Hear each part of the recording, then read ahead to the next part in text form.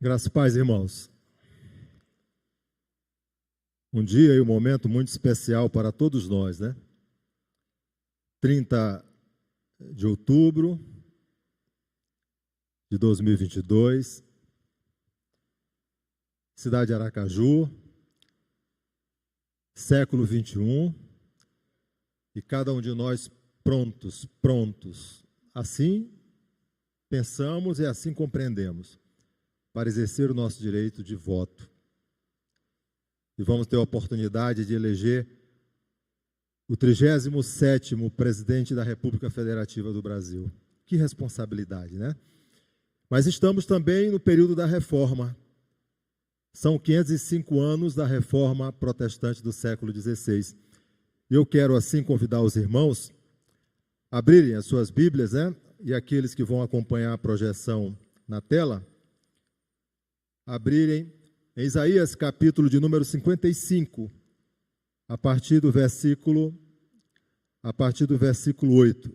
Isaías, capítulo 55, versículo 8 a 11. De 8 a 11.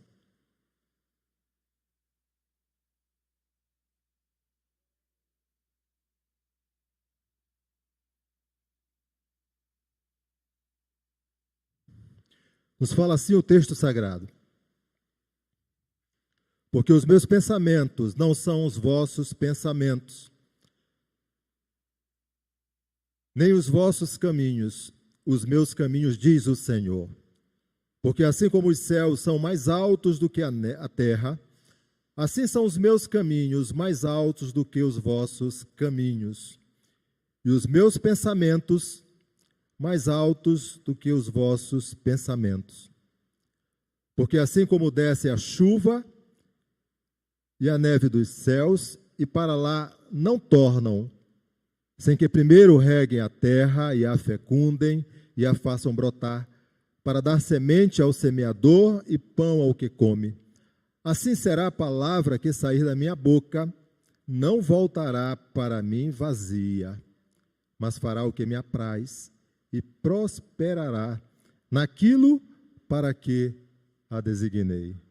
Louvado seja o nome do Senhor. Vamos orar. Nosso Deus e nosso Pai, nós rendemos graças ao teu nome santo e excelso, pelo privilégio de mais uma vez estarmos na tua casa, lermos a tua palavra e compreendermos verdadeiramente que o Senhor é aquele que nos alcançou, transformou o nosso coração e nos chama, Senhor, cada vez mais para uma vida de comunhão, de relacionamento de intimidade e de vida edificada no Senhor. Obrigado pela tua palavra, obrigado por tudo quanto o Senhor já nos proporcionou esta manhã, pela tua misericórdia que nos alcança, renovar nossas vidas. E agora, Senhor Deus, quando nos colocamos a meditar na tua palavra para entender um pouco mais ou rever novamente conceitos, princípios e fundamentos com relação à reforma protestante do século XVI, fala ao nosso coração, Senhor. O quanto nós precisamos compreender, entender e discernir o quanto homens simples, pessoas humildes, foram levantadas com o propósito de abrir a boca, declarar verdadeiramente o quanto importa adorar o Senhor e o quanto importava, sim, conhecer da tua palavra e, através dela, ter discernimento verdadeiro para a caminhada de fé na presença do Senhor Jesus. Assim nós oramos, em nome do Senhor Jesus. Amém. Irmãos, eu quero, antes de começar propriamente dito aqui, aqueles que gostam de ler, né? A igreja presbiteriana tem essa característica, gosta de ler, gosta de estudar. Eu quero fazer a indicação de alguns livros, né, próprios para a história da igreja e, é claro, outras pesquisas mais que você certamente gosta de fazer.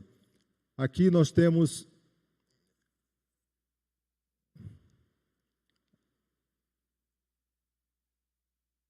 não está.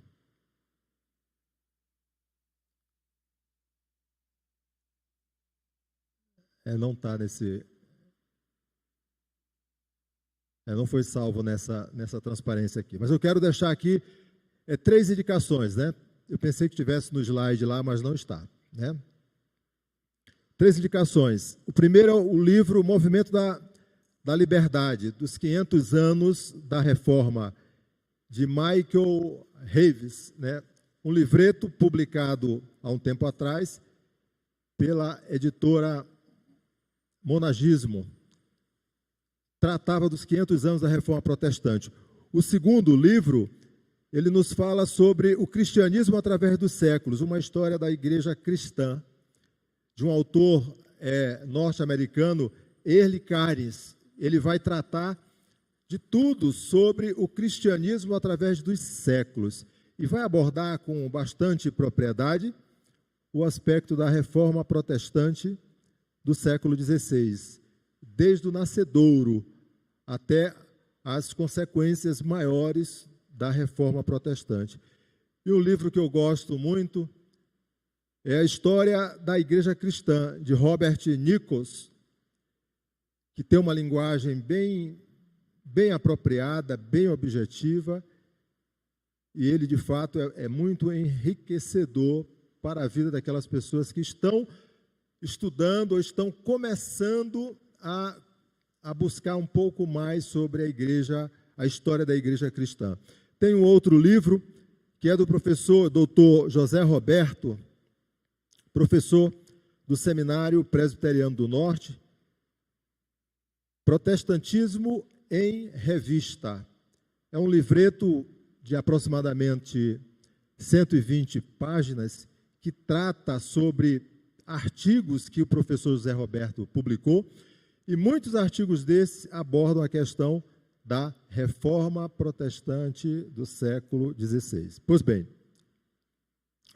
o texto que nós lemos, Isaías capítulo de número 55, versículos de número 8 a versículo 11, ele traz um recorte dentro da abordagem de Isaías, que está tratando aqui, está instruindo o povo com relação à graça do Senhor, que é oferecida gratuitamente a todos, lembrando que ele vem, a partir do capítulo 53, falando sobre o sofrimento vicário do servo do Senhor. Ele está anunciando aquilo que haveria de acontecer 750 anos antes da chegada do Senhor Jesus Cristo no que diz respeito à encarnação. O verbo que se faz carne e habita entre nós.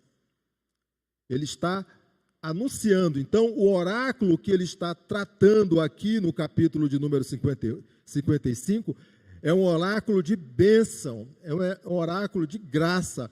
E no texto que nós lemos, o profeta, ele faz uma analogia com a natureza, aquilo que desce do céu em forma de neve, de chuva, não volta, senão cumpre primeiro o propósito para o qual o Senhor designou. Vai ser derramado no solo, vai alcançar o propósito, vai brotar a vegetação, essa vegetação vai servir de pasto para alimentar os animais e haverá, portanto, fartura e desenvolvimento. Ele faz uma analogia de forma clara e direta com a palavra de Deus, quando ele aborda de forma clara, no versículo de número 11, assim será a palavra que sair da minha boca, não voltará para mim vazia, mas fará o que me apraz, e prosperará naquilo para que a designei. De forma muito clara, neste tempo que nós estamos relembrando a reforma protestante, agora 505 anos, né, de aniversário, precisamos rememorar, relembrar, precisamos assim compreender novamente que um dos propósitos era exatamente este que está sendo abordado pelo profeta Isaías aqui no texto do Antigo Testamento. Esse que é um dos profetas maiores do Antigo Testamento, falando sobre a palavra que alcança o propósito sobre a palavra que traz discernimento, sobre a palavra que edifica, sobre a palavra que de fato anima e que nos conduz sempre, sempre na direção do Espírito Santo para aquilo que o Senhor quer, deseja e necessita para as nossas vidas. Quando nós pensamos na reforma protestante do século XVI, tratando assim sobre o tema que está sendo abordado aqui, por que aconteceu a reforma protestante? Por quê? Certamente cada um vai ter uma resposta direta e objetiva. E o objetivo nosso aqui é tratar de fato sobre esses antecedentes da reforma, chegando naqueles homens que levantaram a voz, que se antecederam antes de Martim Lutero e de João Calvino, antes daqueles reformadores do século XVI, mais precisamente de 1517, antes deles, para compreendermos o quanto essas pessoas de fato sofreram, e mesmo não tendo as circunstâncias, os pressupostos, as armas e todos os condicionantes que Martim Lutero teve, eles defenderam com preço de sangue aquilo que entendiam como verdadeiro, como legal, como justo e como necessário para que a vida, de forma muito especial, a vida principalmente espiritual, ela continuasse viva no coração de cada um deles, não fosse dilacerada, não fosse tirada, não fosse, portanto, negligenciada. Esse é o contexto no qual nós estamos, porque aconteceu a reforma protestante do século XVI. Nós precisamos entender, irmãos, dentro desse contexto, que em meados do século XIII, acompanha o pensamento, o papado, o grande papado, ele venceu o seu grande rival. O grande rival do papado era o Império Germânico, era o Sacro Império Romano. Mas nós vamos observar que na última parte da Idade Média, dois países da Europa, eles começaram a se mobilizar de forma muito forte. A Inglaterra e a França, por investimento claro da classe média que estava incomodado com as pressões, com a taxação, com a forma truculenta, a forma transgressora, a forma arbitrária da Igreja Romana, Católica Romana, conduzir os rumos da Igreja de uma forma geral. Eles não aceitavam mais, não suportavam mais. Se uniram e fizeram uma aliança com aqueles monarcas que estavam instalados no poder. A aliança era uma aliança muito clara e direta. Eles forneciam a estrutura de apoio, o suporte financeiro, e o monarca entrava com a força armada para defender os interesses do país e assim fazer frente àquela força que vinha de Roma e ultrajava o que eles entendiam que era necessário, uma cultura ética, uma cultura moral, uma cultura de vida espiritual dentro de um contexto que atendesse às necessidades do homem de uma forma geral. É isso que nós vamos observar. Cada uma dessas sociedades, na Inglaterra e na França, tinham um alto senso de independência nacional. Aí vão surgir os Estados-nações, elas que vão dar suporte, portanto, a esses países. E os povos germânicos, que embora só muito mais tarde eles conseguiram seu governo nacional, eles começaram igualmente a desenvolver um espírito nacionalista. Então nós vamos observar de que do ano 1294 ao período da Reforma Protestante propriamente dito, 1517, desenvolveu-se um espírito nacionalista, que mais tarde sacudiria o jugo da igreja e sua organização.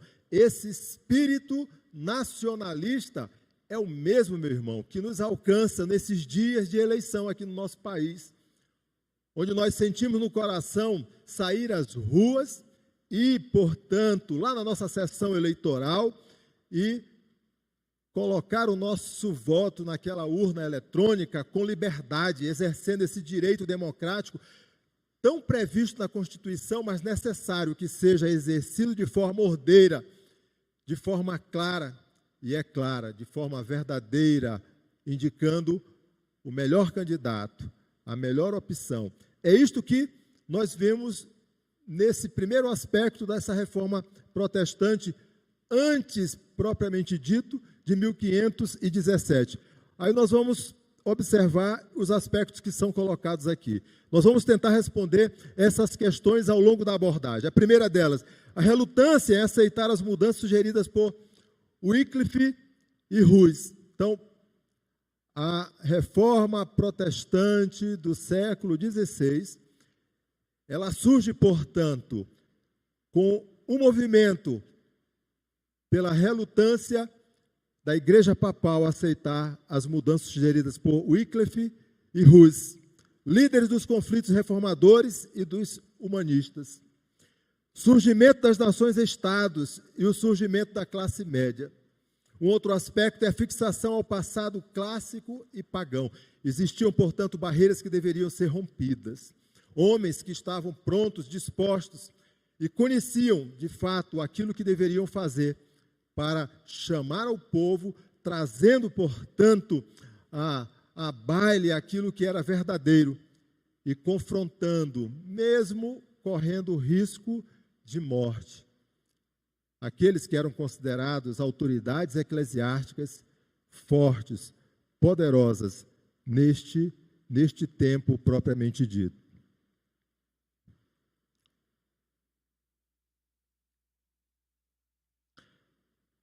Como tentativas de reforma interna, nós vamos observar que aconteceram problemas. Foi detectado falhas, rompimentos, degradação. Nós estamos falando de um período de 1200, 1219, século XIII até chegar no século XVI, propriamente dito. Nós vamos observar algo bem claro, falhas da igreja medieval. Vamos observar o primeiro aspecto com relação à corrupção do clero. Havia, de forma muito clara, uma ruidosa e vergonhosa queda do caráter do clero. E quando nós falamos em queda do caráter, nós estamos falando da forma de vida destas pessoas, da negociação que era feito para alcançar determinados pressupostos, para se chegar em determinados locais, para alcançar determinados cargos, para se usufruir de determinadas circunstâncias. O caráter era corrompido e não havia, meu irmão, moralidade. Não havia, como nos fala um pensador antigo, dentro do campo de conseguir alcançar os resultados, não importa a forma, o mais importante é alcançar o resultado. Existia uma excessiva autoridade sacerdotal. Observe que há uma corrupção por conta do caráter, por conta da excessiva autoridade sacerdotal, por conta do egoísmo dominava a vida do clero, eles extremavam-se no zelo e na guarda de seus privilégios legais e sociais. Muitos eram considerados pluralistas. Esses que eram considerados pluralistas, eles acumulavam cargos, funções, ainda que eles não pudessem ter tempo para celebrar determinado ato de missa, fazer uma visita, alguém estava fazendo isto por ele, mas na prestação do relatório era o nome daquele sacerdote, daquele padre, daquele cardeal que aparecia, como se lá ele estivesse. Nós vamos observar aquilo que é conhecido como simonia, prática de simonia.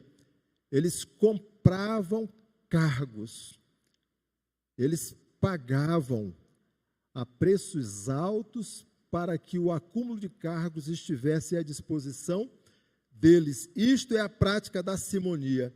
Eles eram avarentos.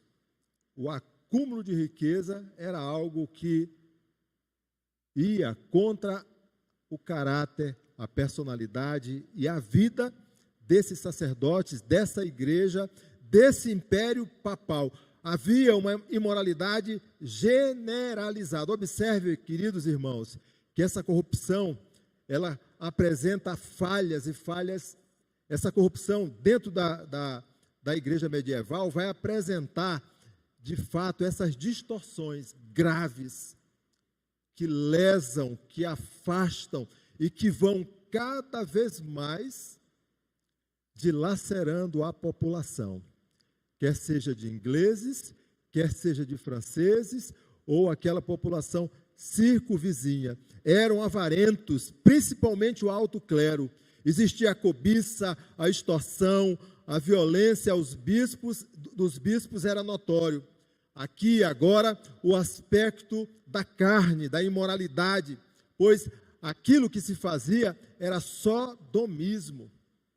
Havia, sim, reservas para que determinadas sessões de sodomismo, de imoralidade, de ato da carne fosse realizado com o alto clero. Observa-se naquele período a embriaguez, a glutonaria e a mais baixa impureza sexual, que eram comuns dentro do clero, principalmente envolvendo os bispos. Nós vamos observar que dentro desta corrupção do clero, o secretário do Papa Benedito XIII faz a seguinte citação: raramente se encontra um em 1000 que faça honestamente o que o cargo exige. Observe de forma muito clara. Nós vimos na palavra do Senhor, Isaías capítulo 55, versículos 8 e versículo 10, a instrução de profecia que a palavra de Deus nos fala ao coração. Agora nós estamos vendo algo que subverte a ordem, que transgride, portanto, a palavra e que é apresentada para as pessoas neste tempo que antecede, portanto, a reforma protestante, e vai assim enchendo o coração, a vida das pessoas de algo que não é bom. Mas a resistência vai, sendo desenvolvida. Observem que existe de forma muito clara uma degradação da religião. O evangelho, ele é substituído. Nós lemos hoje aqui na igreja Romanos capítulo 1, versículos 16 e 17, o texto é muito claro, quando fala do evangelho como poder de Deus, para todo aquele que crê. Este evangelho, ele está sendo substituído pelas orações ao Espírito bondoso da Virgem dos Santos. Ele está sendo substituído por religião de ritos sacramentais, outorgando salvação, como se o sacerdote pudesse, de fato, salvar alguém do pecado. Operar, portanto, uma ação que não é própria do homem, mas é uma graça, um dom de Deus, É isto que está sendo visto aqui. Está havendo a degradação da religião pelas relíquias milagrosas, as relíquias que, segundo a Sacro Igreja Católica Romana, vai falar que essas relíquias, elas curam, elas restauram essas imagens que são apresentadas, que são dispostas. vai nos falar também da degradação da religião com relação a maldições e absolvições pelos sacerdotes. Aqui nós vamos observar que há uma forma de pressionar a população.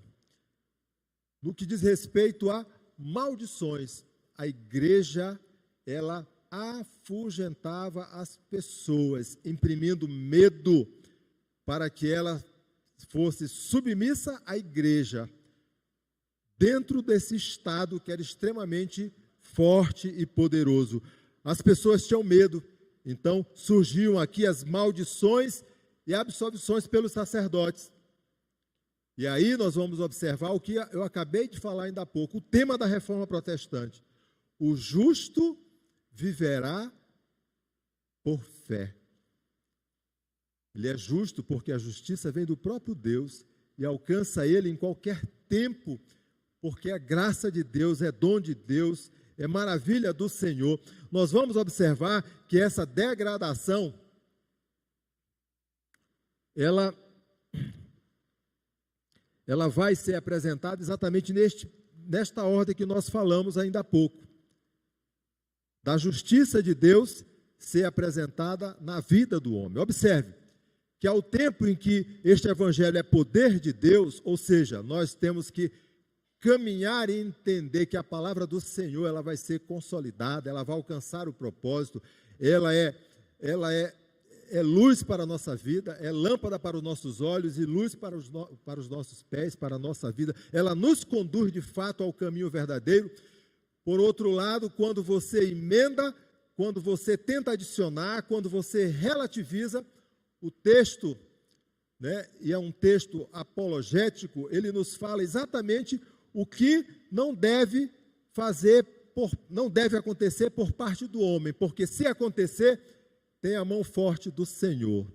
Tem a forma, portanto, clara e direta, que é o chicote de Deus para trazer o seu povo, e talvez não haja nem tempo para isso, dependendo da amplitude, da forma dinâmica do fato acontecer. O texto nos fala de forma muito clara, Apocalipse capítulo 22, versículos 18 e 19. Eu, a todo aquele que ouve as palavras da profecia deste livro, testifico. Se alguém lhes fizer qualquer acréscimo, Deus lhe acrescentará os flagelos escritos neste livro. E se alguém tirar qualquer coisa das palavras do livro desta profecia, Deus tirará a sua parte da árvore da vida, da cidade santa e das coisas que se acham escritas neste livro. Esta é a palavra que está sendo apresentada para mim, para você, e certamente foi apresentada em meio à degradação que estava acontecendo naquele período, para aqueles sacerdotes que se levantavam com caráter corrompido. Mas homens santos, homens corajosos, fizeram a apresentação do texto claro, ainda que pudesse sofrer muitas censuras. O povo, aqui está abandonado. Nós estamos falando sobre essas falhas da igreja medieval, dentro das tentativas de reformar a igreja romana, levando-se em conta que nenhum desses pré-reformadores, dos reformadores e daqueles que vieram, eles não queriam acabar com a igreja. O desejo sempre foi de reformar a igreja, fazer com que este povo, eles pudessem acordar para a verdade da palavra, do evangelho verdadeiro, e que pudessem caminhar dentro da perspectiva de adoração verdadeira ao Senhor, de uma comunhão plena com o Senhor, de um relacionamento de intimidade verdadeiro com o nosso Deus.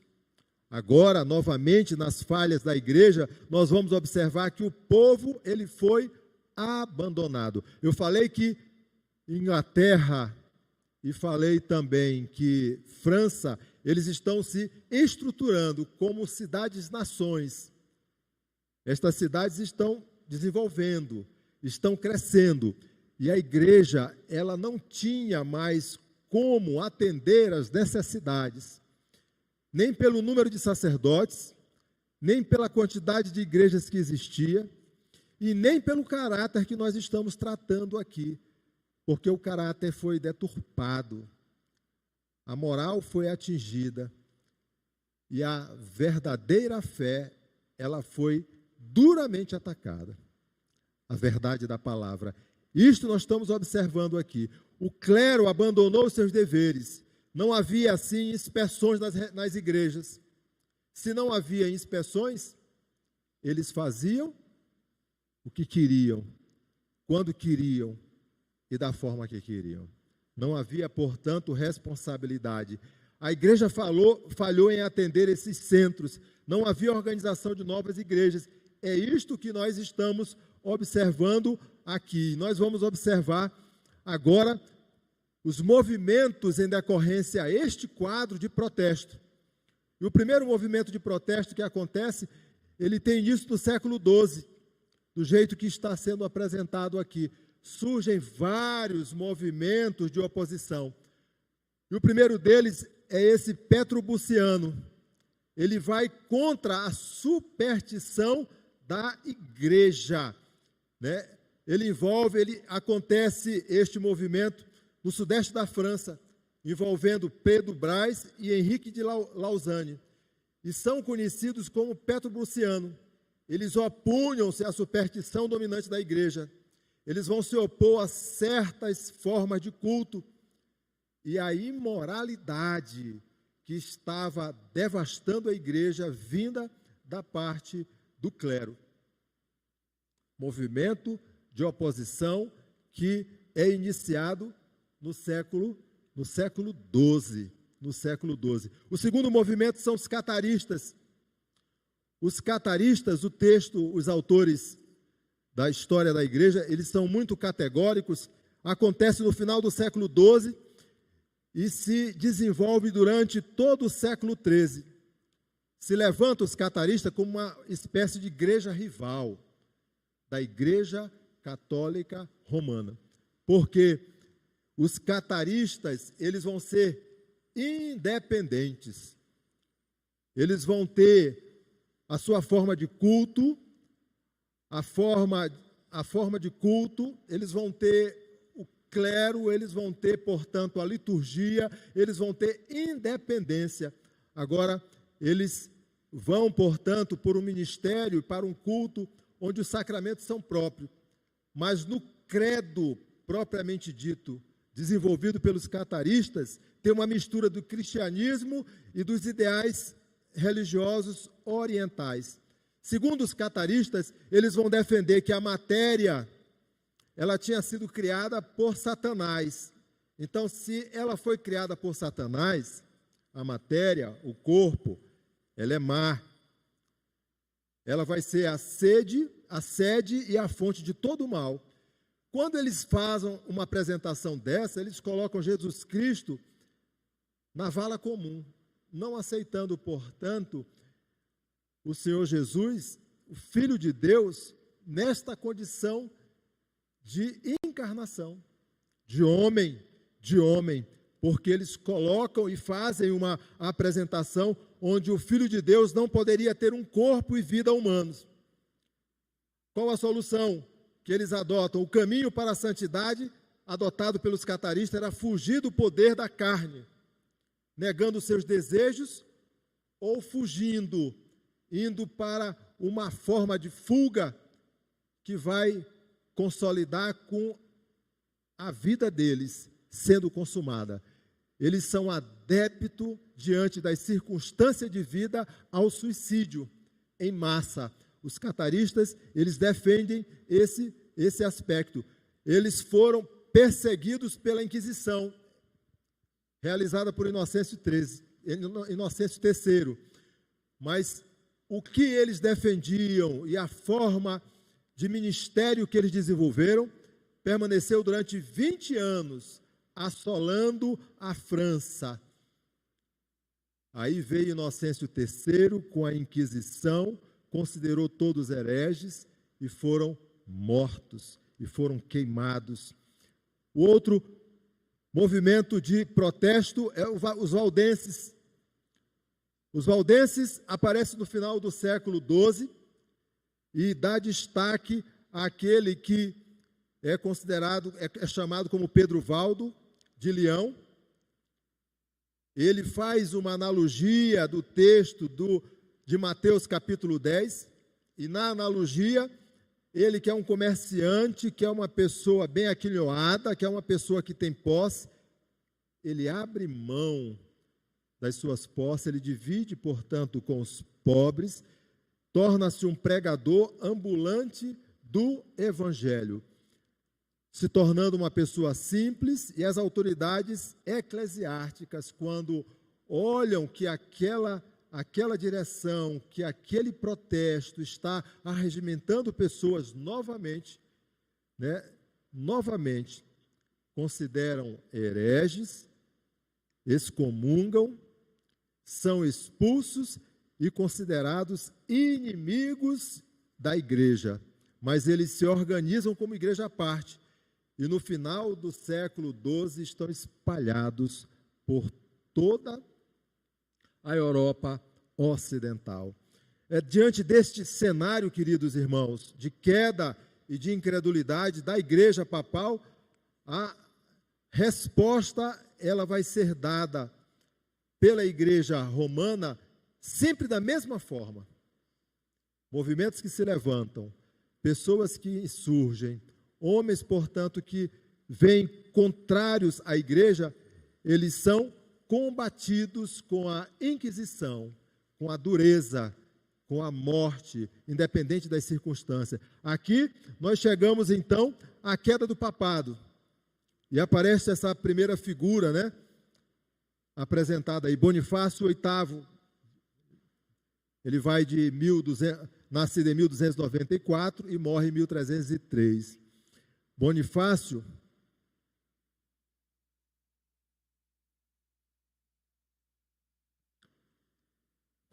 III, oitavo. Em 1294, ele sobe ao poder. E esse homem, semelhante às características apresentadas anteriormente, ele é egoísta, ele quer muito poder, ele quer dominar, ele é ambicioso e ele tem forte oposição. Ele quer ser papa e quer ser imperador. Aí ele encontra duas personalidades muito fortes: o rei Eduardo I na Inglaterra e Filipe IV na França. Ele não tem habilidade e atua com mão de ferro contra aqueles monarcas que estão sendo apresentados aqui, o da França e da Inglaterra, que não se submete à orientação, à instrução vinda da igreja romana. O que acontece? O rei Filipe IV, movido pelos Estados-nações fortes, apoiado pela classe média, dentro da França, não aceita mais a interferência deste Papa poderoso, assim como ele achava. Levanta, portanto, a oposição, não passa mais as taxas, não remete para Roma, o correspondente em tributos, e o Papa determina a excomunhão de Filipe IV. Filipe IV é excomungado.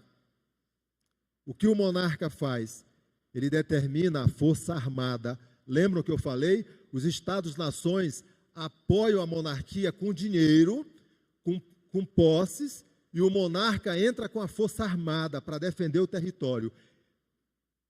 O rei da França manda a força armada onde o Papa estava, Bonifácio VIII, e prende Bonifácio VIII. Independente de excomunhão, independente da condição da igreja, ali era agora força que estava sendo medido E o poder que foi estabelecido aqui foi o poder do monarca. O rei manda a força armada e prende o Papa.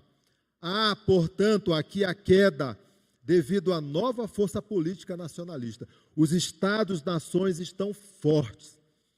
E com relação à queda de Bonifácio, 3 meses depois, ele envergonhado, desmoralizado, morreu.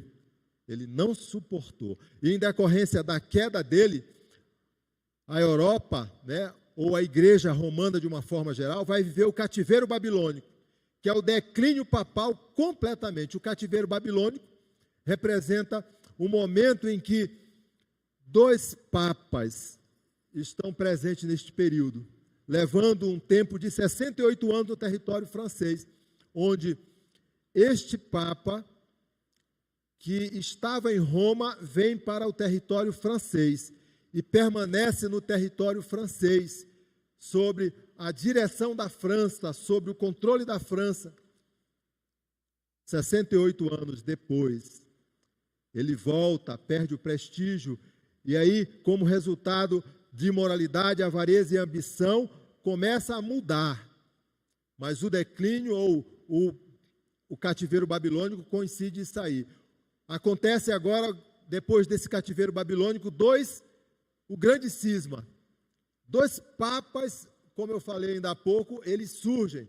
Em 1378, tem a eleição para o papado pelos cardeais franceses. Eles não querem mais aceitar um papa vindo da igreja romana. Um papa que tem a identidade da Europa quanto ao local onde eles estavam, entendendo as circunstâncias e a vida das pessoas. Vivendo, portanto, uma outra realidade, porque os Estados-nações estavam investindo e precisavam, portanto, de ter uma resposta. Agora, em 1378, a eleição para o papado.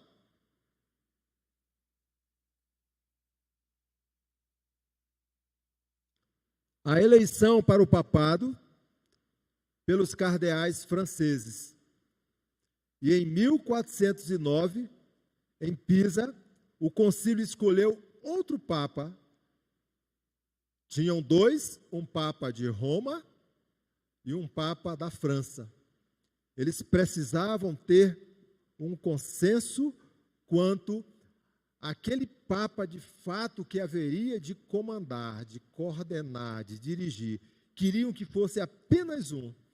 Não houve entendimento e foi eleito quando o concílio, em 1409, em Pisa, se reuniu para escolher o Papa. Aqueles 2 outros, eles não renunciaram. E aí passou a ter um terceiro Papa, 1409, até a chegada de Martinho V, reconhecido como novo Papa na França. E diante desta eleição de Martinho V, os outros renunciaram, mas o papado, a Igreja Católica Romana, o clero maior, nunca mais foi o mesmo. Chegamos então, queridos irmãos, para finalizarmos este momento aqui, em 2 homens que são considerados extremamente importantes nesta caminhada de antecipação da reforma protestante, ou seja, pré-reformadores. O primeiro deles, John Wycliffe. Eles queriam, como eu falei ainda há pouco, fazer uma revolta ou uma reforma dentro da igreja, mas levantaram movimento porque não aceitavam aquelas insurgências que estavam sendo postas. John Wycliffe, ele tinha um espírito nacionalista e vai preparar o caminho para aquilo que haveria de acontecer para frente, para os dias vindouros. Ele era considerado, no período em que ele viveu, antecedendo, portanto, a reforma protestante, lá pelo século XIII, final do século XIII, começo do século XIV, ele tinha um espírito nacionalista, preparou o caminho, era o mais culto e mais destacado em Oxford, era professor, era sacerdote, extremamente categórico, atacou todo o sistema da igreja medieval, sua obra continuou até o tempo da Reforma.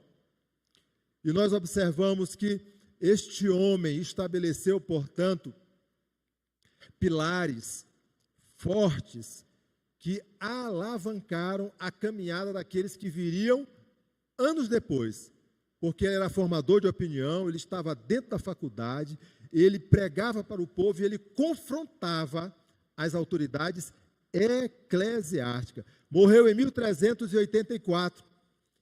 E na morte dele, o Concílio de Constância, em 1450, se não me engano, 1450, o Concílio de Constância, declarou heréticos seus ensinos. E 30 anos depois da morte de John Wycliffe, ele foi considerado herege. Foram na sepultura, exumaram, tiraram os seus ossos, e ele foi considerado pessoa não grata, excomungado. 30 anos depois de morto, este homem ainda estava sendo lembrado. Ele é considerado a estrela d'alva da Reforma, exatamente por conta deste fato. Tiraram os ossos e queimaram os ossos dele. O aspecto da estrela d'alva é aquela que brilha. Vão passar anos, e ele vai estar brilhando por conta daquilo que ele levantou a voz para pelejar, para combater contra os poderosos da época.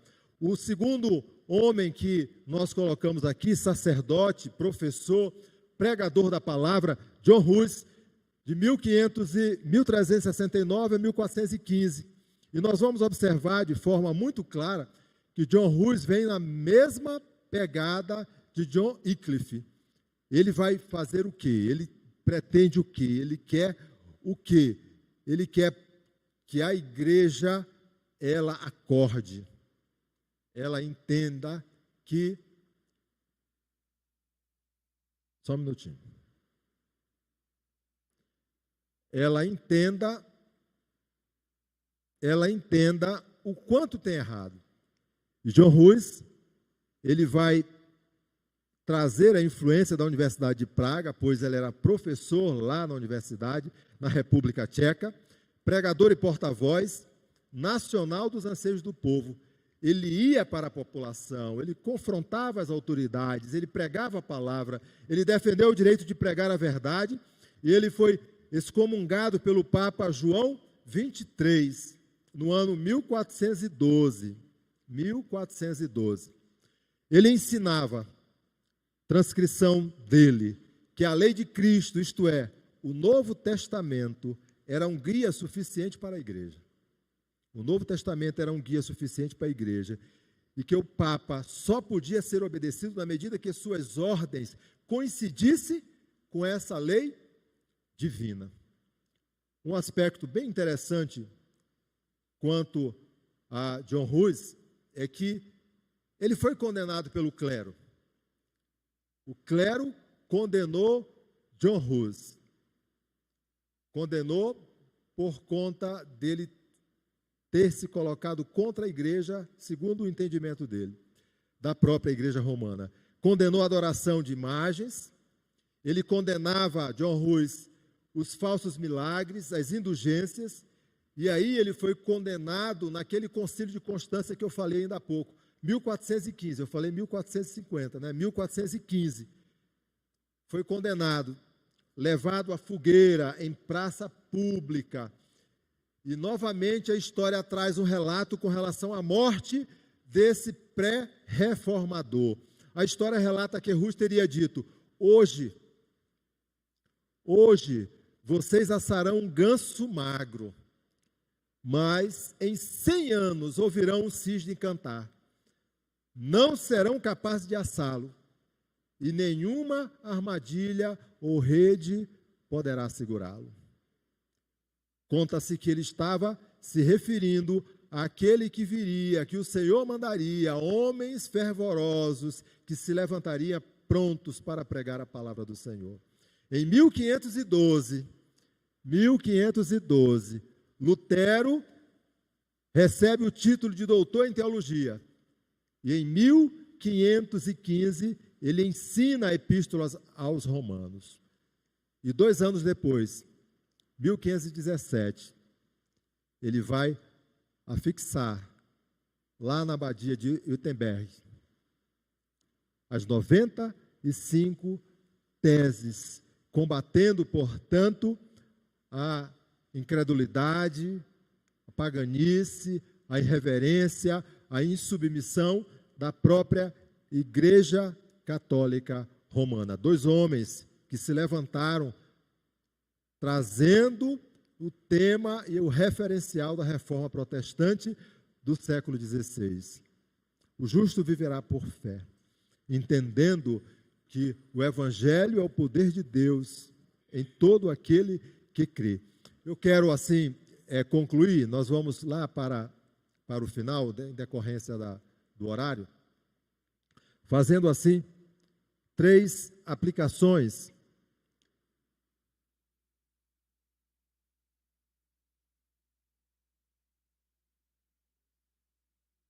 3 aplicações. O que nós temos visto até agora é falando sobre estes homens que se doaram, que caminharam na presença do Senhor e que, independente das circunstâncias, eles levantaram os pressupostos fundamentados na palavra para resistir àquilo que era ilegal, que era horrendo, que não vinha de Deus. E quando nós pensamos nisso, nós lembramos da verdadeira marca da igreja do Senhor. A verdadeira marca da igreja de Deus. Era isso que eles defendiam. Eram esses pressupostos que os levam, portanto, à frente de batalha. A verdadeira marca da igreja do Senhor é aquela igreja que caminha e é alimentada pela pregação fiel da palavra de Deus. A primeira, o púlpito, conforme os puritanos, ele deveria estar sempre no centro da igreja, na parte principal da igreja, entendendo que é do púlpito que vai ser irradiado, propagado, anunciado a palavra de Deus. Não pode, portanto, estar fora de ordem. Esta palavra tem que ser fiel e verdadeira. O segundo aspecto dessa igreja verdadeira é a ministração correta dos sacramentos. Os sacramentos devem ser ministrados corretamente. Lembrando que a igreja católica romana, e foi combatido por esses pré-reformadores, e por Martim Lutero, e por João Calvino, e por todos os outros que vieram, quanto à ministração dos sacramentos, quando eles tratavam da consubstanciação, todos os reformadores foram contrários, porque aquilo não se fazia, pois eles estavam trazendo para o sacerdote como se estivesse fazendo uma oferenda do próprio Senhor Jesus ali, naquele momento. Isso é sacrilégio, isso é heresia, isso é deturpação da palavra do Senhor. A terceira marca da verdadeira igreja do Senhor é a correta aplicação da disciplina. Tudo isso, meu irmão, que nós estamos vendo como igreja verdadeira do Senhor, era a defesa desses homens. E aqui eu termino com esta conclusão. Se somos filhos de Deus, se somos nobres, devemos proceder como os ouvintes de Bereia, seguir o exemplo de Moisés, de Paulo e de nosso Senhor Jesus. Não ponha a sua confiança na sabedoria dos homens, que alegam possuírem a infalibilidade. Apoie-se antes na verdade da palavra, que afirma em 1 Coríntios capítulo 4, versículo 6. Não ultrapasseis o que está escrito. Não ultrapasseis o que está escrito. Que Deus nos abençoe e nos guarde nesta caminhada de fé. Vamos orar. Obrigado, Senhor, por este momento tão especial com os nossos irmãos na fé, onde o Senhor nos trouxe ao coração as verdades acerca da caminhada de homens, de mulheres, de servos do Senhor, que colidiam sim, Senhor Deus, com o propósito da verdadeira pregação da palavra e de viver uma vida de comunhão segundo a tua vontade soberana. Ajuda-nos a continuar este legado, fazendo assim a defesa da fé em toda e qualquer circunstância. Que sejamos servos verdadeiros, fiéis e olhando sempre para aquele que é autor e consumador da nossa fé. Assim oramos em nome do Senhor Jesus. Amém.